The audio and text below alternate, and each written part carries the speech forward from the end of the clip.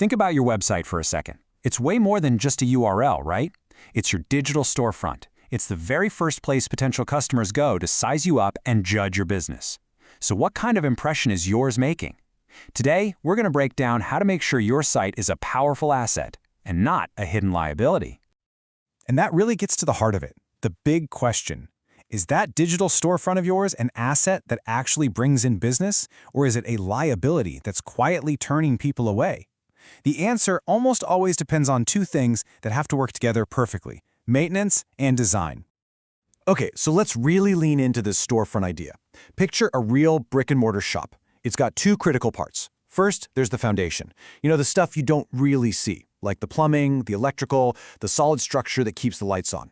And then you've got the facade, the window displays, the clear sign out front, the welcoming entrance that makes you want to step inside.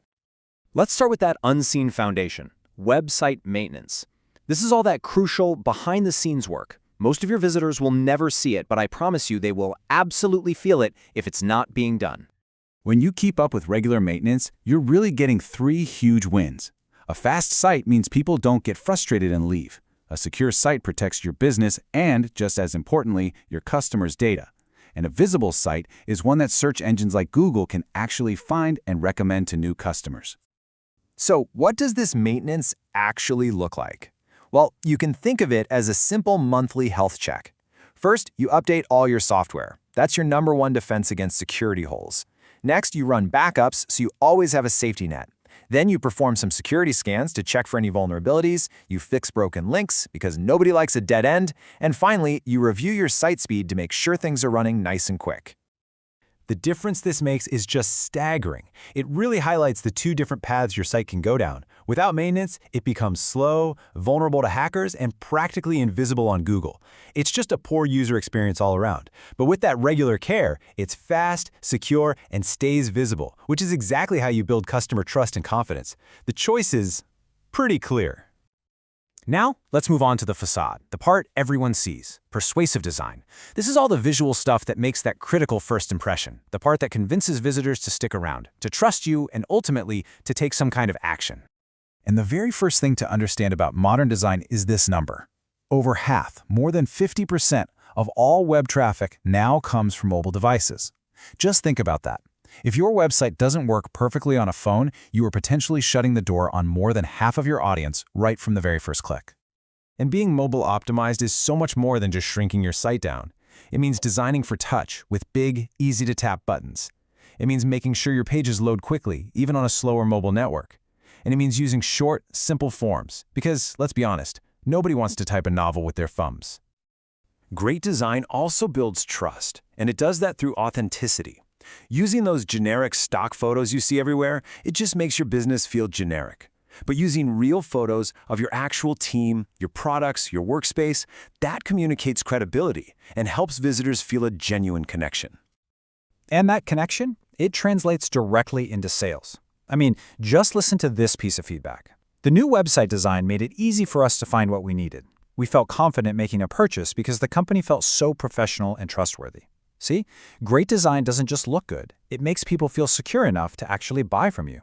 Finally, every great design needs to guide the user somewhere, and that's the job of the call to action, or CTA.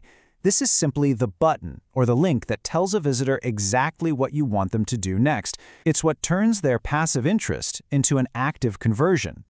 And crafting a strong CTA is a bit of an art. You want to use action-oriented language, something like get your free estimate, instead of a totally boring and passive word like submit. And just as important, you have to place them in visible, uncluttered spots on the page. Don't make your customers hunt for the buy button. So now we have our two pieces, the solid foundation of maintenance and that persuasive facade of design.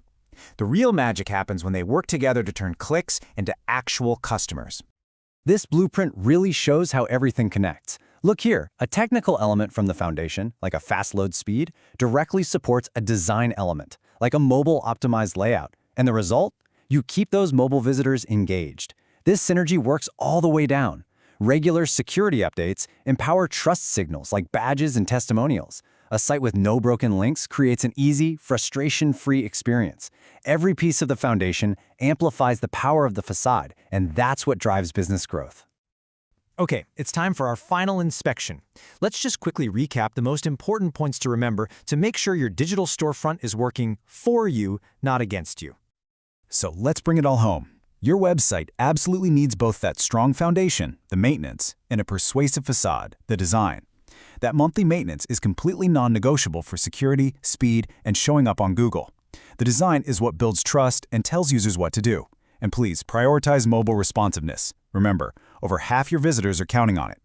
When you combine that technical health with great design, you create a powerful engine for turning visitors into loyal customers. And that brings us to the end. So I'll leave you with just one final question to think about. After everything we've covered today, what is the very first thing you're going to fix on your website?